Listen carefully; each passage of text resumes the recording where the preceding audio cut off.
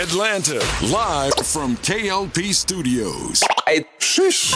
Ever wonder what went down behind the scenes of our top stories? Say what? Then tune into What Had Happened Was, the only radio station that takes you straight to the source. From coast to coast, tune in now as we dive deep into the stories, the drama, and the moments that shape the culture with The Swanky One, new K.L.P. and with your girl, Evelyn Letitia. live, Swanky 93.3 and the Heat 94.6 radio stations, or wherever you get your podcasts from. You holding it up? What had happened was, Ladies and gentlemen, boys and girls. Tell them about us. Ladies and gentlemen, ladies and gentlemen, boys and girls, boy howdy, Yeah. we back. We back. what had happened was, Another new episode, ladies and gentlemen, boys and girls. what had happened was, What we gonna be? We gonna be in April. Yeah, we in Lucas April. Patterson. Yeah, springtime. And your girl, Evelyn Boy, howdy. Letitia. what had happened was, Boy howdy, Woo! ladies and What gentlemen, happened boys was- and girls. Boy howdy. Yeah, buddy. Oh, let's do it. Oh, let's do it. Yeah. Ladies and gentlemen, boys and girls, welcome back to another exciting podcast here today. This is what had happened was, with your hosts from the most, Boy Howdy, Yeah. K.L.P. Kennedy Lucas. Y'all know what the vibes Y'all are. know what And it then is. to my right, the wonderful, talented Evelyn Letitia is here. Oh, Hey baby, how you doing? she had to get that ready. Yeah. So welcome, ladies and gentlemen, boys and girls, boy howdy. Welcome to another exciting episode. We hope that everyone has been enjoying this, our season first and foremost. Our season's been really, really well. Each week we've been trying to give you guys great episodes, and a lot of y'all have been liking it. So we thank y'all in advance. Everybody that is watching us on YouTube, Facebook, Spotify, iHeart. There's just so many of them. Yeah. We thank y'all so very much for staying tuned for that. And if you're watching early access on Instagram and LinkedIn, you got to catch us live Yes. on early access. If you Catch want us, to, baby. you got to catch us right then and there. We thank y'all for that as well. And, this episode, I'm trying to act and anticipate, because a lot of people think, oh, what's going on? This episode, it's the last episode that we're in this particular studio. Yes. We are switching spaces, but not switching the talent. Moving on up. We moving on up in the to world. the east So I tried to scare people because people think, what is show going? Because a lot of people at the gym or my friends, they say, hey, we love your show. Where were you? You didn't do an episode this week. So this is our last episode in this particular space. But I'm very, very excited because we are upgrading some things. We've got a new table that we're going to be using. We're going to switch the mics around and possibly just kind of an update with the backdrop. So we thank y'all for watching our current episodes in this space. This space has been wonderful, but it is time to move on and to do something a little different with the show space-wise. Still the same talent, still the same format. The show's not going anywhere. We'll only say that just in case if next week after this episode, if we don't do an episode, the new set is not ready yet. So, but we're gonna try our very best to have the set ready so that way that next week we have a new episodes for y'all. I just don't know quite just yet. And if we don't, we on PTO. Yeah, that too. Because the first week of May we are K.L.P. Entertainment shutting down because I'm gonna be in Mexico. Yeah. So, but we promised to give you guys. Yeah, I can't wait for that. Cancun, here I come. I'm turning 30 too. I can't wait. You about to be in the dirty 30 club, 30. y'all. He coming over there with us. Yes, I'm coming up. I'm coming up in the world. But so before we get to nitty and gritty of our topics of conversation, by the way, check out last week's episode because we had a good time last week. It was a great time. Great episode. A time was had. Time was had. What's going on? Well, what you got going What on? had happened was still doing all my stuff, trying to finish these taxes. Yes. Because Lord knows, Yeah. give me my money, give me my money back. Yeah, give it back. Yeah, but it's the thing that takes the longest for me is because I have a business, my LLC, and the entertainment side, is going back, making sure I itemize all of my deductions for everything I spent out. Yeah. Most people think being an entrepreneur is just something that happens fast and is easy, but like, no, you spend a lot of money trying to keep your business going. And invest in yourself. So I try to make sure I put all my expenses on there, because baby, it'd be expensive. Yeah, it'd be expensive. Doing that, my friend, my homegirl Julie, shout out to Julie. Hey, yes. Julie. Hold on now. Oh. I said, well, my buttons ain't working when they supposed to be working. But shout out to Julie. She is a phenomenal pianist and music director. Hey. And she does a whole lot of music direction at a lot of the theaters in the upstate where I live, as well as out of state. She's been doing this for 25, 30 plus years now. And I met her actually around 2017, 18. I did this musical called The Musical of Musicals of All Musicals. That was the name of it. I like that title. And so that's why I met her, and we've been rocking as friends since. Well, she is currently the music director at Greenville Theater in Greenville, South Carolina, where they have Fiddler on the Roof. So she's directing that. And my homeboy that's in it, he's not in the play. He's in the music pit, with her. He's the drummer for the show. So there's a live orchestra beneath the stage that's playing for the show. And I actually connected them about a year and a half ago for another show. She was looking for a drummer. I said, oh, yeah, I got somebody. He can read music and stuff like that. So they've stayed connected. But I got to go because he gave me one of his comp tickets. I've always heard about Fiddler on the Roof, but I've never got to watch the show.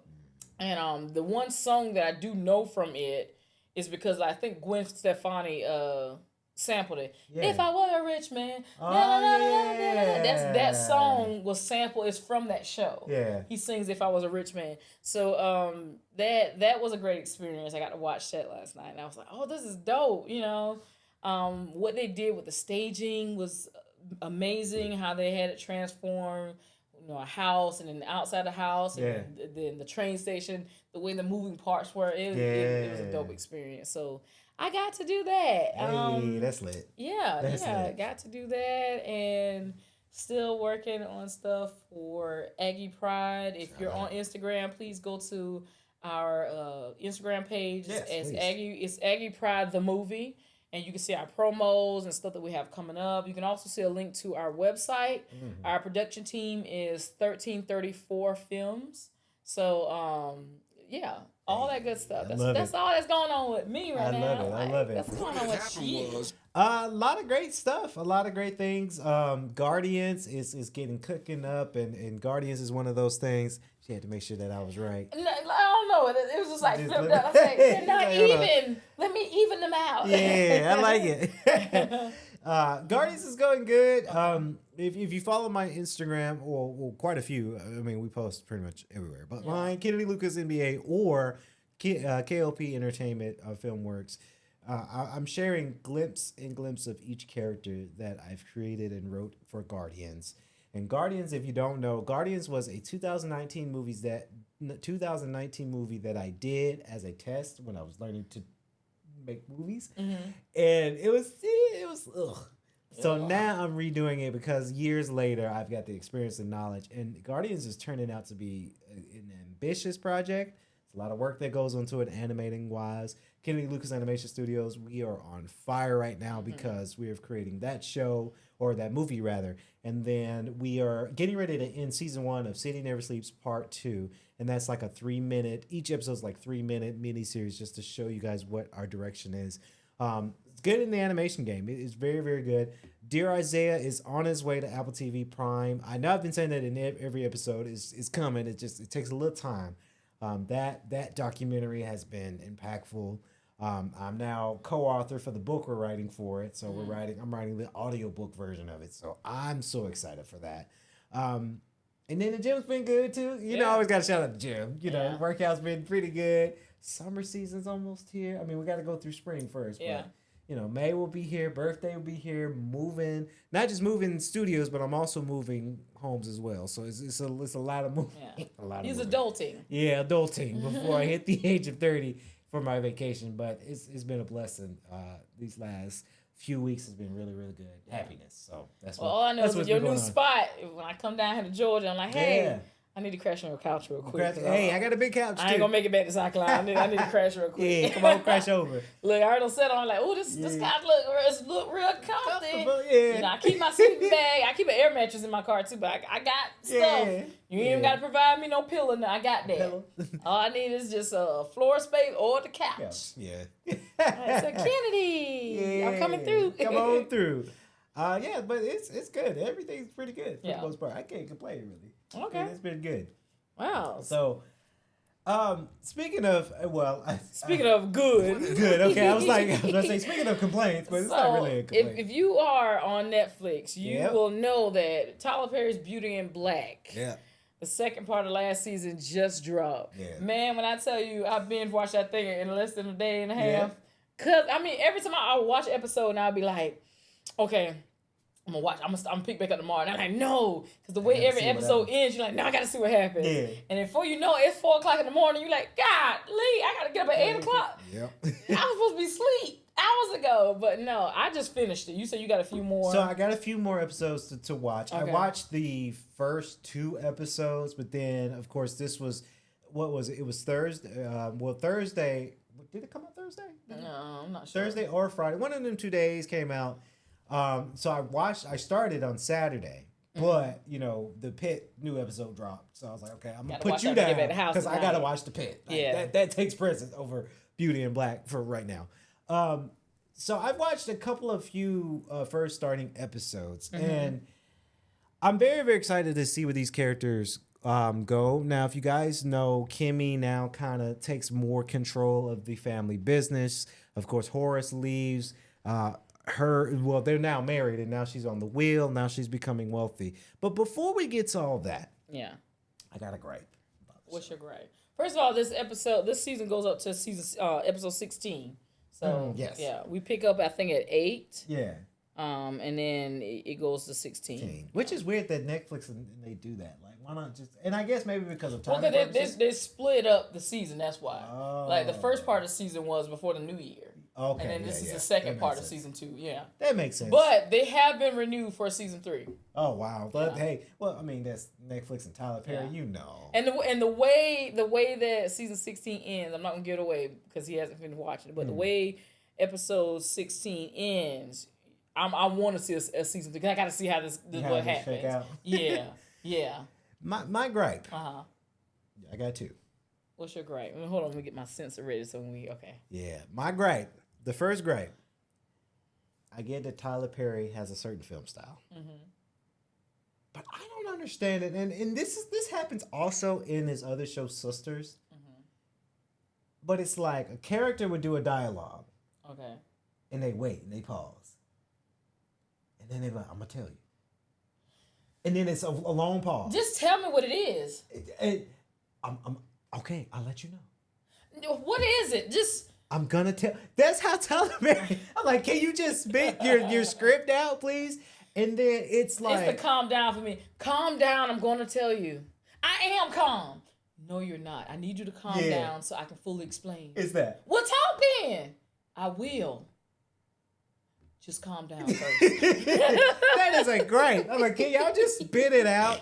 And it's I don't know if they are using, and I'm sure how the way they're editing, I don't know. It's as if they're using a kind of like a switch. It's like you say something, wait, let me switch over to the other character. Switch to the other character. Okay, now the other character, you say your dialogue.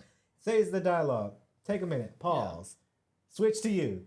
Now you say your script. That's what I feel like it's doing, and it's just that part is just kind of annoying me because it's like it's supposed to be bam.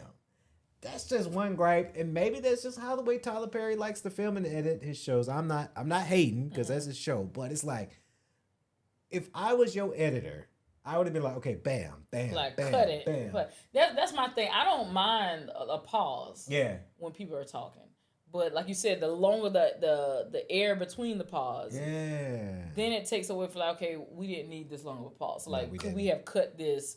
Like, because you know the camera's gonna switch to the other person's point of view. So like, shorten that amount of pause time so that it can be more of a I don't mind pause in general, but my thing is when you pause and then the next line is just you restating what you just said over and over and over, and I'm like, we could have had so much more dialogue here, or none at all. Yeah, that's true. I would rather it be a pause and there's no dialogue, that the dialogue is coming through your facial expression and your body, right? Versus we just restating the same thing over and over in different ways. Yeah, I agree. Like, I'm gonna tell you. Well, tell me. I will tell you. Just give me time. Time's been given. Now tell me. I'm gonna tell you. Just calm down. Like that's the thing that drives me up the wall. It's like, okay. There was this other show, and we're talking about Beauty in Black. There was another show that Tyler Perry did. It went viral. Like, it was a scene where you could hear Tyler Perry say, and action. And what show was that? Oh, I think that was the Divorce Sisters, maybe? Divorce Sisters, I think. We talked about it way back on the episode, and I'm like, who is the editor? If I was your editor. How did you not hear that? Yeah, you have to hear it. And action. Clear as day. I was like, wait a minute. I remember I was cooking dinner. Am I tripping? And I was watching it, and I was just cooking, and I just heard Tyler Perry, and action. I'm like, whoa. Wait, what? Was this a blooper reel? Like, that part is just... if I was Tyler Perry's editor, there's certain things I would change. And for Beauty in Black, it's that. Mm-hmm. And another... So it's almost like a gripe, but you made me see... when we had our pre-show talk, I kind of understand it now. So Debbie Morgan's in this show. Mm-hmm. Fantastic actress. She played a lot of great characters. You're going to know her from a lot of Tyler Perry movies to historically black films. Debbie Morgan is Debbie Morgan. It's a lot of cussing with Debbie Morgan. It is. And every character in general, but yeah. It's a lot. And a part of me, I get that, okay, they're acting, so it's part of they're trying to sell it. But at the same time, I was like, okay, it's a lot of cussing where it really don't need to be. And and what I was telling Kennedy is, I think some of his mental block for her as Debbie Morgan with the cursing is because you're looking at her as Debbie Morgan and not the actress. That's true. Because she is playing a character, and that's her character that it has to be. And I also, I think this is one of the first times we've seen her in this type of kind of vulgar, vile type role. Because if you think back, her and Richard Lawson, who plays Norman, they were just husband and wife in Divorce in Black. Yeah. And they were preaching first lady. Yeah, so now you have them in a totally different, and so sometimes I think that's by design. Because they just play like these holy, sanctified characters. Yeah. If you're going to turn around and use them again in the series, and not only use them, now they go from husband and wife to brother and sister-in-law, and they're supposed to have this kind of negative connotation to them.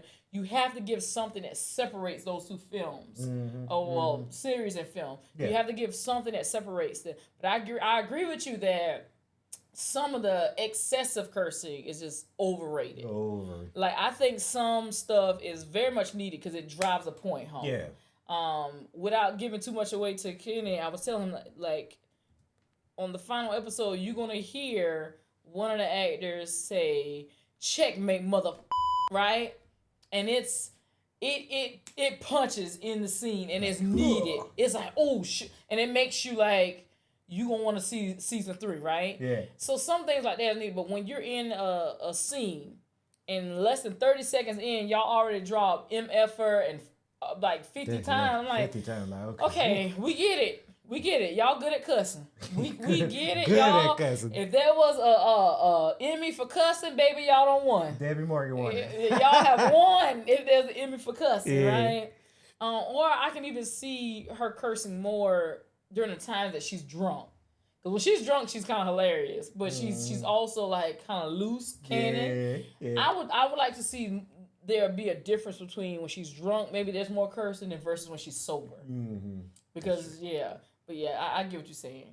There's this one scene that was pretty funny. It was, without giving too much to the audience, if you haven't seen it, it was a scene where Charles, he chopped them bodies up like pieces of meat. And then Debbie Morgan, the mom, she came, and it's like, I don't want this. Yeah, she kept drinking. I don't want any. Okay. I don't want nothing to drink. That was pretty funny. That was like a good He said, "Drink some more. I don't like need a little no fun more." play there. Yeah. This show is now. I will say the show is good though. It's juicy. It's very. It's gruesome now. Like we say, without giving too much away, Charles do a thing that's like inhumane. But I look forward to this type of show because I do want to see Kimmy win. Yeah. Right. Yeah. I want her to see her be successful at the end of it. Crystal Stewart, she's been in another Tyler Perry movie, and that was Acrimony. I mean, she's been in a lot of other stuff too, but that's where I've seen her first from, and she plays character Mallory in this. Crystal Stewart, I first saw her when even before Acrimony. Oh yeah, I saw her. She was on Tyler Perry's show For Better or Worse. She was. Yeah, she was. She was the one that was with the tennis player. Yeah. That was a good show too. Yeah. Very good show. And then of course Amber Rain, who plays Rain on the show, she was just in Joe's college trip or whatever. Yeah, I did see that. Yeah. So, and I know her personally. We did some work way back in the day. Was it for Fatal Attraction or something? We did something together, and then she's had some workshop stuff, or seminars here, like meet and greets that I've been to. She has a studio now that it's like a multi-purpose space down here. Yeah, that's smart. Where they make you can make rugs, like custom rugs. You come in and design your rugs. But they also have like space for if you want to do podcasting or shoot film work or photography. She has a space like that. I like that. Yeah, and then the one thing I want to add is the actor Julian Horton who plays Roy. Yeah. Bellary. Baby, he like a cat. He got 9 lives. When you watch the second half of season 2, this boy should be dead. I'm just gonna say that. Like he survived so much. You're like, God damn, Roy is a demon spotter for real. Cause this joker don't die. He got 9 lives. Every time I look up, I'm like, baby. Your lives tread, nigga. Yeah, no. But you haven't gotten to the episodes yet to see what I'm talking about. Yeah. But you're like, dang, Roy ain't dead yet. I tell you, one character I do miss, Body. He's like. Which I will say this, Body. I do miss Body in this. The other stripper that's been kind of like communicating with Mallory, Felicia. Oh, God. The actress that plays her, she's hilarious, but she's funny. She's like, I got tea. But you gonna have to give me daddy, you gonna have to give me 1,000 a stack. Like she is funny, but even with her, you can be like, damn, her and Roy both like cats. I'm like, y'all should be dead. That's all I'm gonna say. And I'm just like, is it the cocaine? The cocaine got y'all invincible. It might be. But yeah, the season it's a great season. Like, but there's some things that people have gripes about, like you said, a lot of the cursing and things like that. And the edit cuts. Yeah. It's just I would make them a little bit more smoother. Yeah. Now there's also drama associated that came up, and this is right here is from off of Facebook. At Shorter posted Netflix. Drama erupts. Tyler Perry actor is under fire for calling LGBTQ plus people an abomination. The spotlight has quickly shifted from the screen to real life for Beauty and Black actor Xavier Smalls, who plays Angel in the series, and not in a good way. Smalls is facing major backlash after a resurfaced Instagram live, first reported by Entertainment Weekly, shows him making controversial remarks about the LGBTQ plus community. In the clip, he reportedly described the LGBTQ plus individuals as an abomination and grouped them among people he claimed God doesn't tolerate. And that's where things get even more complicated because Smalls, he currently plays Angel on Beauty and Black, a character deeply embedded in a world of nightlife, seduction, and morally complex choices. Critics are now calling out what they see as a glaring contradiction between his personal statements and the type of role he portrays on screen, turning backlash into a full-blown controversy. It says the timing couldn't be worse for Tyler Perry and Netflix. The comments resurfaced just as season 2, part 2 of the show dropped on March 19, right alongside a fresh promotional push and buzz around the already confirmed final season, which is season 3. Yeah. Instead of trending for plot twists and drama, the show is now caught up in real-world firestorm. According to reports, Smalls stated that while God loves everyone, those who live in sin would face consequences. When asked directly if that included the LGBTQ plus people, he confirmed it did, placing them alongside what he described as scoffers, liars, and murderers. The response online has been swift and divided, with many viewers calling the comments harmful and demanding accountability, while others debate faith, freedom of speech, and personal beliefs. One thing is certain, what should have been a smooth rollout for the hit series has turned into a PR situation that Netflix can't easily ignore. Now, all of that being said, wrong time. I will say this. You've heard me say this before on this show. You are entitled to your freedom of speech. You are entitled to your freedom of religion, freedom from religion, all that stuff. But with that entitlement does not take away consequences. Yep. You can say whatever you want to say, but that does not take away the consequences that comes along with what you say, right? So I think, in my opinion, he has every right to believe in the way that he believes, right? That doesn't affect me one way or another. Yeah. However, it will possibly affect him and his career and what he wants out of life. That's not saying, lie or whatever about your faith, but understand when you put those type things out there, this is the backlash that could possibly happen. Yeah. Of course, people in the comment section, feel the same way. Some people say, I see no lies from him. It's freedom of speech. Some people say, yeah, it's his choice, but, that doesn't mean he's free of these consequences that come with it. And for this to resurface, it kind of shines a light on people are already, throughout social media, kind of putting up different characters that they don't think are necessary. Yeah. Right? Yeah. And his character is one of them that people have very loudly expressed, even before this kind of surface, that they didn't feel like Angel is needed. Like, it's a way. Yep. And you're going to see, as you continue on these episodes, Angel going to piss you off. Yeah. he don't got on my nerves. I'm like, please, he can go.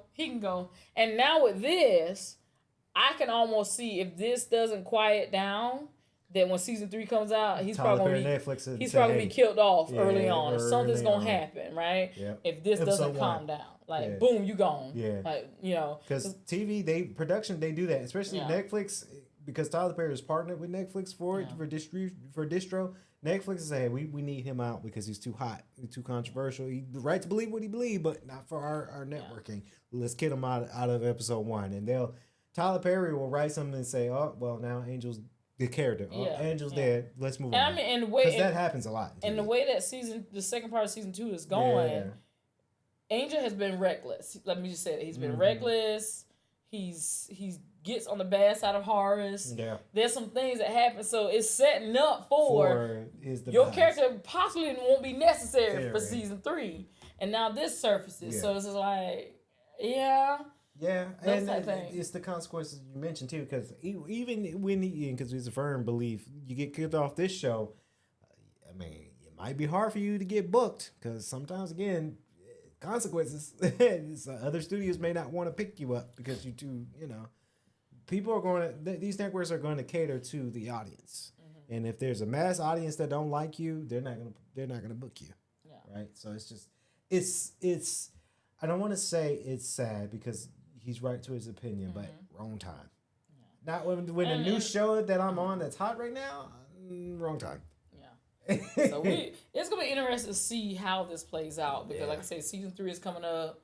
His character in this season, the end of this season, is already on shaky ground. Yeah. And then you got people saying, oh, he's one of the characters that is really not necessary. Because throughout the season, we see Kimmy stepping up and being the boss. Right. We see Rain saying that, she wants to buy the club. She wants to make a change for the girls that's coming through there and all that kind of stuff. Yeah. So we see them taking some positive steps forward with this gift that they've been given by Horace. Mm-hmm. But then Angel, you're going to see, he just wilds out. Yeah. What the hell is going, Yeah. So it's going to be interesting to see. Yeah, it's interesting. Yeah.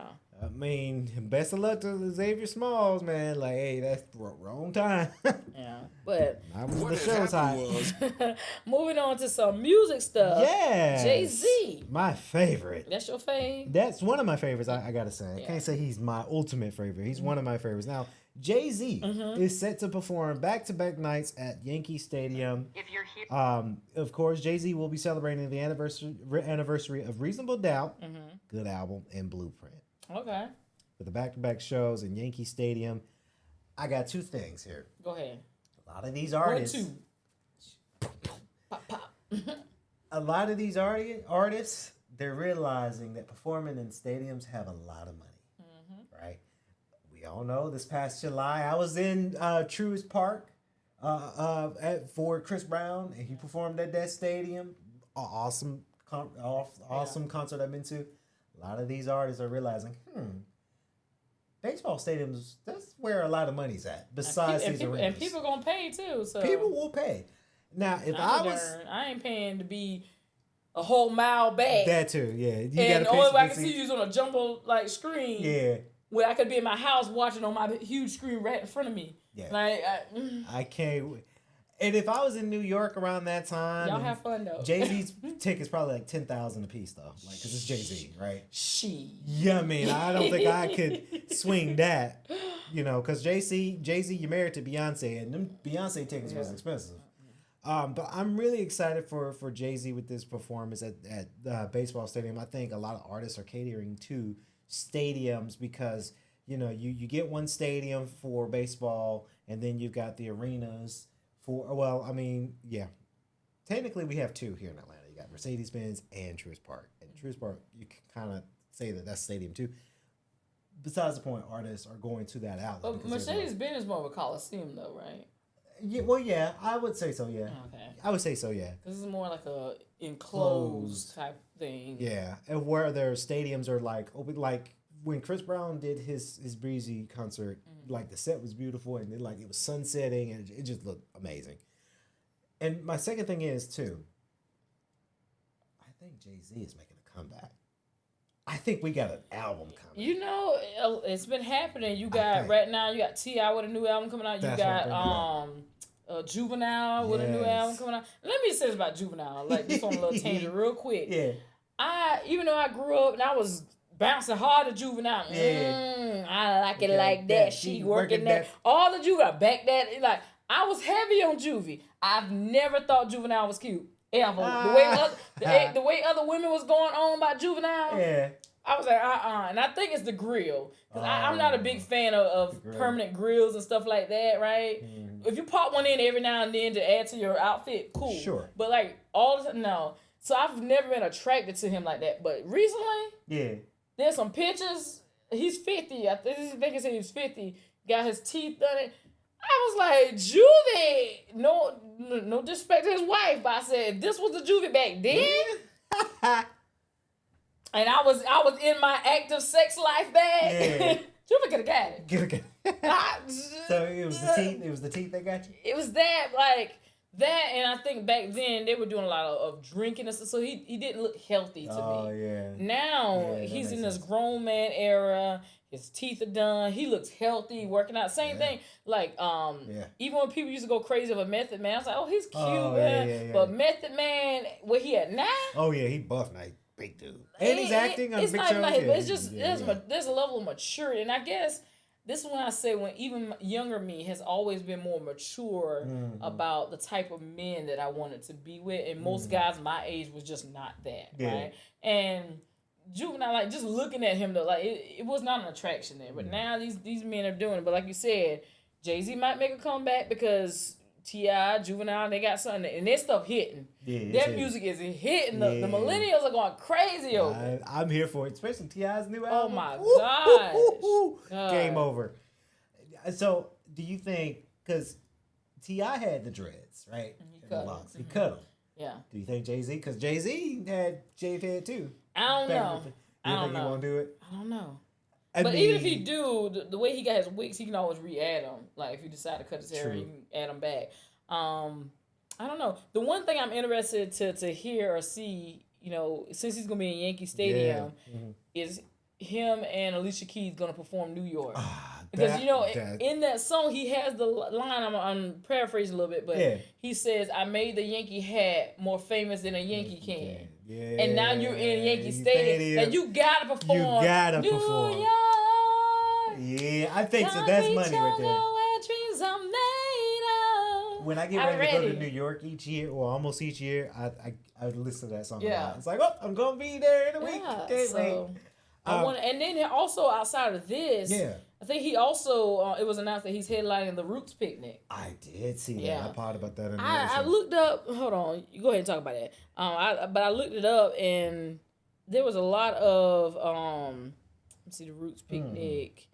a lot of people that I saw on that I want to definitely not Google talking about roots and puzzle. Ain't nobody say that. I think there's gonna be it's a comeback. Jay-Z's making a comeback. It's a rollout to something big that he's just cooking up, and he's waiting to the right moment to announce, "Hey guys, new album coming."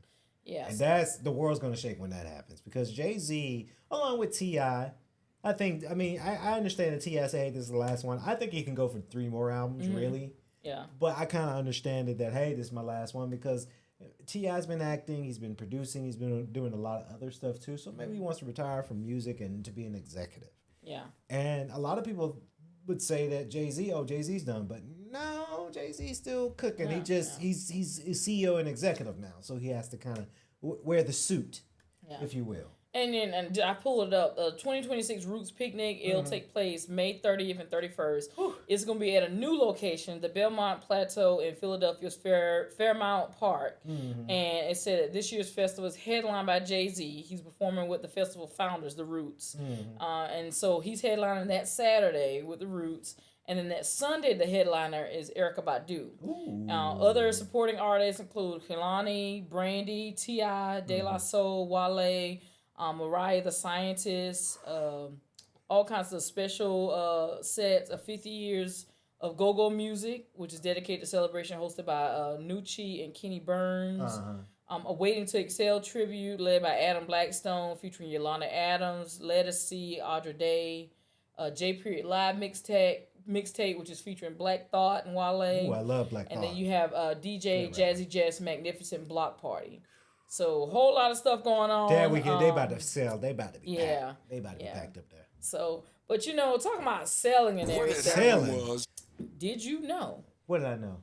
Did you know? Mary, did you know? Okay, Mary, did you know? I'd be singing it during Christmas. Yeah. That's your baby boy. Yeah. But vinyl sales have hit $1 billion in U.S. revenue last year. Vinyl's making a comeback. I can believe it. I've got quite a few, and they're all packed up for this move. But I've got the Michael Jackson Thriller out vinyl. Joe Budden, Rage in the Machine. Yeah. I just got really excited because I can't even say his full title. That's one of, because Joe Budden, I hope he's watching the show because he's a podcaster, if you guys didn't know. Joe, I tell you, Joe, he loves him some Joe. I love Joe Budden. But Rage Machine, if I tell you, when I buy an vinyl, it has to be from an artist that from song 1 to song track 12. Yeah, no skips. Yeah. You are vinyl worthy. Now, if it's 1 through 12 and I'm listening to about 3 songs, I may not buy vinyl. I just stream the songs I like. Yeah. Rage the Machine, Joe Budden's one of them, right? I've got the greatest hits of Pitbull on vinyl because I'm a big Pitbull fan. I like Pitbull. Okay. I'm trying to find Timbaland's Shock Value 2 vinyl. There's nowhere I can find that. I can believe it. Vinyls are... It's more of a collection piece, if you will. Like a lot of people are collecting them more. There's something intimate too when you get it on and start spinning and you take the needle and you put it on there. It almost feels like I'm about to have an intimate night with somebody, even if I'm about to bust out some rap or something. But it just feels like every time I put my vinyls on, I could picture me standing in my living room dancing with somebody. Now I dance a lot by myself. I'll lay out on the floor and just be vibing. But most of my vinyls have come through thrifting. Like, I'll be hitting up thrift stores and finding some deep collective items. The only 2 vinyls I've actually purchased, and it's been like 4 or 5 years ago now, and it wasn't even that I went in there to purchase vinyls. I went into Barnes & Noble. Yeah. I was in looking at books. And then I got over there. They got a whole vinyl section. Okay. Yeah. And so I ended up buying Prince's Color Purple. Purple Rain album. Prince, the color purple. The color purple. But I bought Prince's Purple Rain album. Yeah. And I also bought album by Queen. Okay. So those are only 2 that I've actually have ever bought out of like brand new store. Every other album I have has been thrifted. Yeah. And because I like to go through certain I find Black artists that I've never heard about. And I'm like, I want to listen to this, you know. And then when I start to listen to them, I'm like, oh man, I can hear this on the soundtrack for one of my films that I want to do. Like I can hear certain things of me walking through the house, of me starting something. I'm like, Yes, thank God. People on the back, like I know who to contact or who did the music or whatever. Yeah. But yeah, I haven't bought any new albums, but I do have a collection. Yeah. But they're making a comeback. They're making a comeback. A lot of people listening to it. It just again, it's more of a collection piece than anything. And it says, according to the Recording Industry Association of America, 2025 year-end report, vinyl sales have topped $1 billion in U.S. revenue. Despite being less accessible than streaming, vinyl's growth is being driven by Gen Z's renewed interest, with the RIAA CEO calling it both a listening experience and a form of collectible art. So, you know, like they said, most things come back around full circle. And you got to think, Gen Z... They came into an era where even CDs were obsolete. Yeah. You know, they came into the streaming services already here. Easy access to easy it. access, downloading music, you know, versus us who grew up with 8 tracks and cassette tapes and then you know, the vinyls and all that kind of stuff was during that time, and then you had the CDs and then the LimeWire. The Lime where you could download music illegally. I don't encourage that now. What's back in the day? It's another one. Is it Hamster? LimeWire Napster. I'm a hamster. God. Hamster. I remember Napster was one.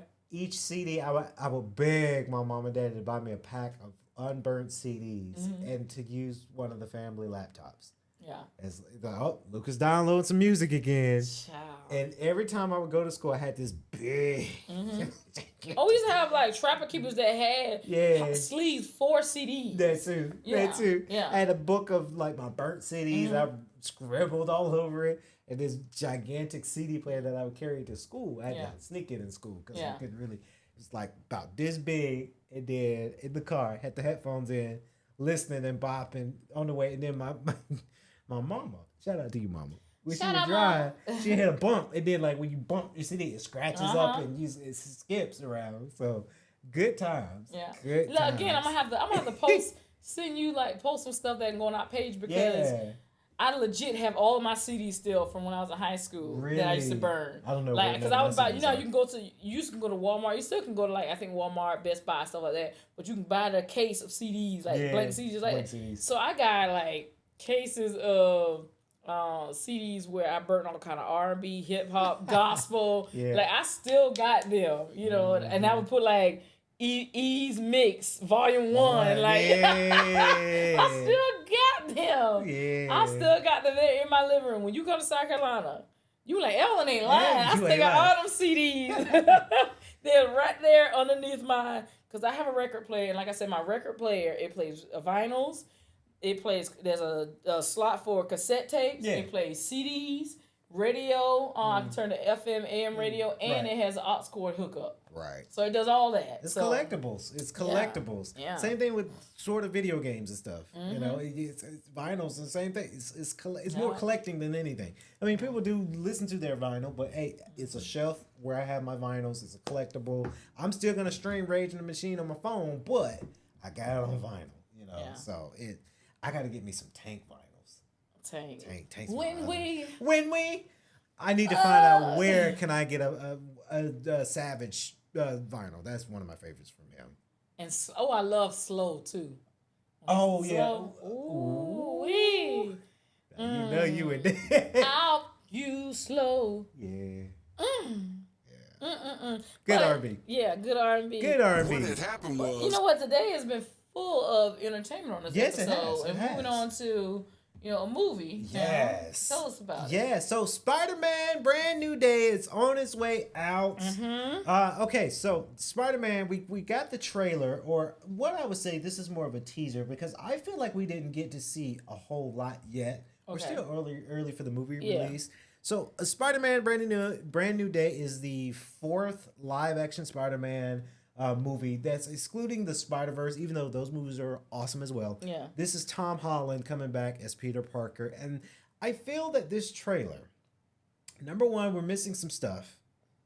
Number two, this is a darker version of Peter Parker, right? Because in Spider-Man No Way Home, the 3rd one, where, Peter Parker wished for a lot of people not to know who Spider-Man was, just to get the multiverse back into their worlds. But then you got Andrew Garfield and Tobey Maguire sneaks in through the passway, and now you have the 3 Spider-Men versus Jamie Foxx's character being Electro, and then you've got Sandman that was in that one. You've got I almost said Ozzy Osbourne, Dr. Octavius. So that movie was phenomenal, right? Yeah. But the only way to get those villains from past, and present back into their respective worlds, Doctor Strange tells Peter Parker, like, hey, the only way we can do this, the multiverse is open. You're saying that if no one knew who you were, nobody, not even MJ, not your best friend Ned, nobody will know who you are. You're going to be lonely. But that's going to save the world. Peter Parker says, yes. Sad moment in that movie. So now in this one, it's a brand new day. Tom Holland trying to figure out himself. He's trying to figure himself out as Spider-Man. Ned and MJ, they're the characters. They're the character names. They're in this movie, but they do not know who Peter Parker is. Yeah. So now Peter Parker, Spider-Man, has to navigate through this brand new world. That was pun intended.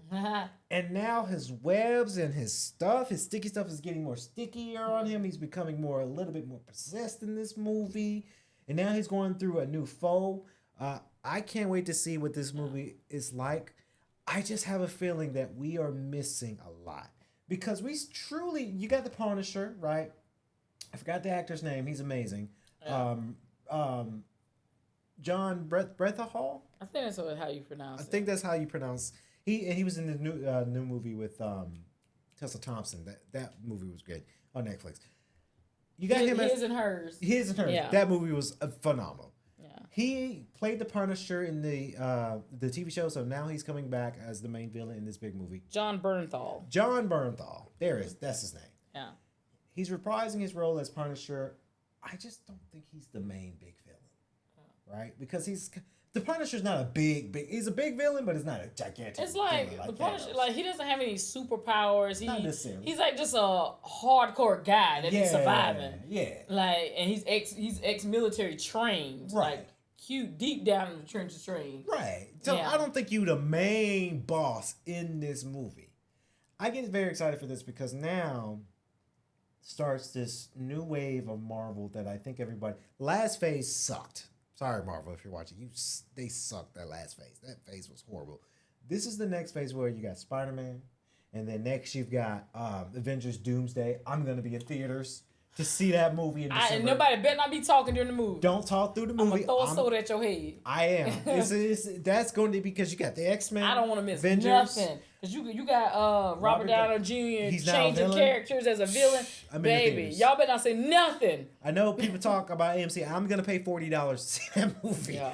Because it's Avengers. It's Doomsday. Yeah. Like, and while we had at Marvel, if y'all don't get Jonathan Majors back in I think, as Kang and all these other people, baby. Come on now. Come on. He learned his lesson. I'm just kidding. No, I don't think it was really. I mean, it goes both ways with Jonathan Majors' story. I don't think he's guilty of that, though. Yeah. But besides the point, this is a good time for Marvel. It is. It is. And Sony, because Sony does own the IP of Spider-Man. Mm-hmm. And that's pretty much the basis of the trailer. Tom Holland's character, Peter Parker, just got to navigate this new world without his friends. Aunt May is no longer because she died in No Way Home. So he doesn't really have anybody. Yeah. Right? You got Iron Man that died. You got Aunt May that's dead.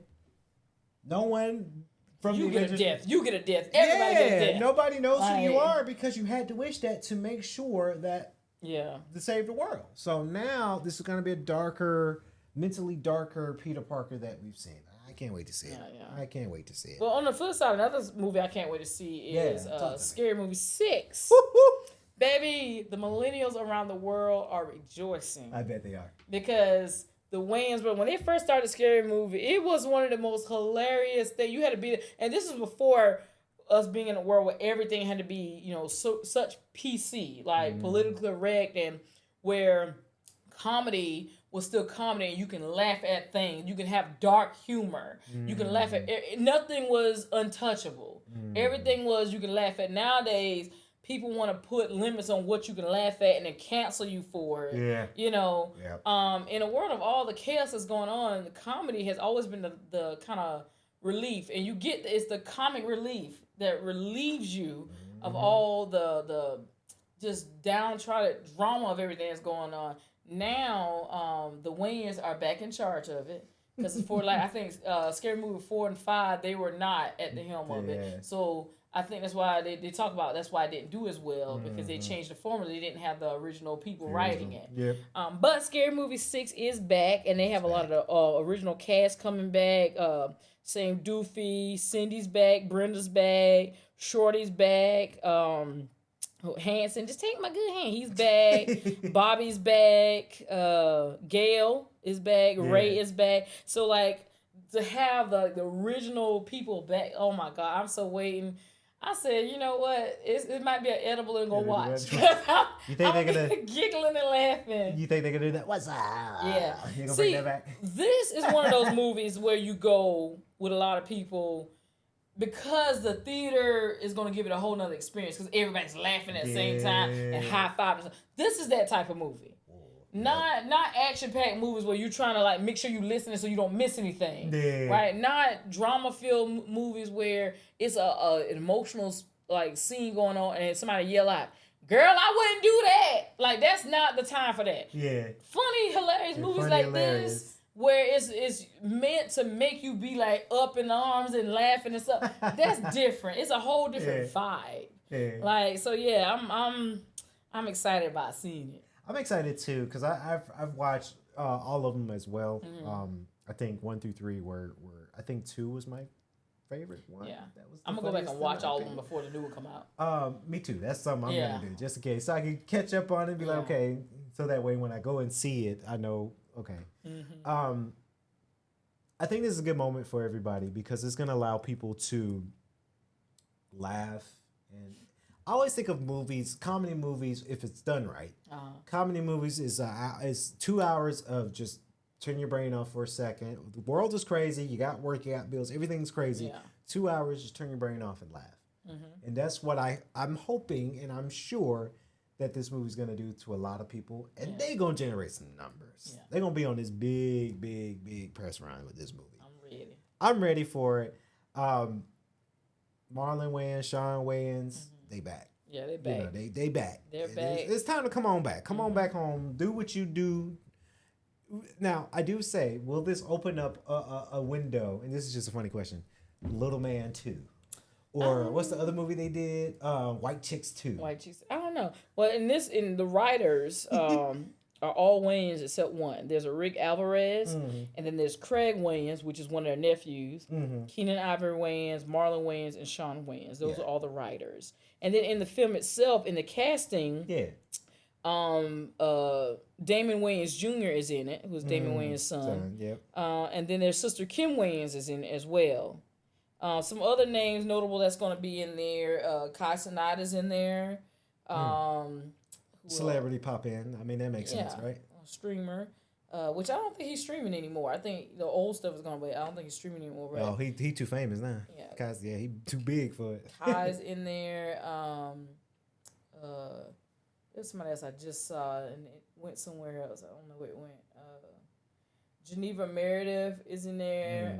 I want to say she's the lady that the church lady that does the video. She's going yuck. I think that's the same young lady. But yeah, it's gonna be a great movie. It's gonna be a good one. And I like that Kim Wayans. People really sleep on Kim Wayans, and her brothers will say often that they think she's the funniest Wayans. And if you go back to watching like In Living Color, or you watch a lot of the other films when she's in scenes or whatever, she is freaking her physical comedy is freaking hilarious. She was in Marlon and Sean's show, the Wayans brothers. She came as one of their cousins, one of their country bunking cousins. They changed her. Like so, I remember that episode. She was hilarious, you know, in that. So I'm ready to see this. Yeah, I'm gonna be ready. You realize how many Wayans there are? There's a lot of Wayans. There's a lot of them. There's a lot. But you know, I can't really talk because on my mom's side, my dad's side of the family, my grandmother was, my dad's mom was the oldest of 8. Yeah. His father was the second to youngest of 16. Whew. Yeah. Then on my mom's side, my mom is one of 10 children. Yeah. There's only 8 living currently. There's 4 girls, 4 boys. But like I have like 30-something, maybe 40-something first cousins. Ooh. And then there's a lot of great-grands. And now some of the great-grands have had children. Woo! You got an army, don't you? I know who all my first cousins are. Yeah. And I know... Have I met any of their kids? Yeah, hold on. I know all my first cousins and only probably a handful of my second cousin, like their kids. But like beyond that, a lot of my cousins, I don't even know who their kids, like... They can walk up to me and I see these kids in the street and I wouldn't know a thing. They wouldn't know a thing. Sorry to these kids. Or my Kiki Palmer. Sorry to these kids. Like, but when you got big families like that, that's a lot of like. That's a lot. Like I said, in 2017, I threw my dad a surprise 50th birthday, and I invited a cousin that was down from New York. Yeah. This is on his mom's side, and I'm thinking they grew up together. At least like over summers, maybe she came to visit and they got to play together. No, my dad was turning 50 and I think she was 56, 57. That was their very first time meeting. I have a whole family in New York that I've never met. Wow. And I told her, she lives in Long Island, and she told me the next time I come and get time to really spend time that I can come visit and everything like that. It's just, I've been back to New York since 2000. Since I met her in 2017, I've been to New York several times, but not long enough to make the trip to Long Island and stay. It was always like I was on tour and we was only there for like 2 days. Yeah. Or the time when I went to Harlem, my homegirl, we got off tour and I went to her house in Brooklyn. I was there for like 5 days. Yeah. But the trek from Brooklyn to Long Island, and we had already had stuff planned. It wouldn't have been enough time. It would have been enough. So I do plan on getting out there one day and seeing what all is going on. But I plan on New York. Hopefully, maybe next year for Street Style number 4, my 4th documentary about New York. We'll see. We'll see how that goes. Yeah, but seeing how it goes, that was a good episode on. What had happened was, I'm glad y'all tuned in. A lot of brothers and sisters and cousins. What had happened was, lots of them. Make sure y'all are following us always at WHHW Radio 1 on Instagram. What had happened was, and the What Had Happened Was podcast on Facebook. What had happened was, wherever you listen and get your podcast, you can tune in, listen to us. Apple TV soon. We'll be on there for their podcasting. You can see these lovely faces. I'm Evelyn Letitia with my homie, Kenny Lucas Patterson. Boy, howdy. Make sure y'all stay safe. What had happened was, Deuces. Made it.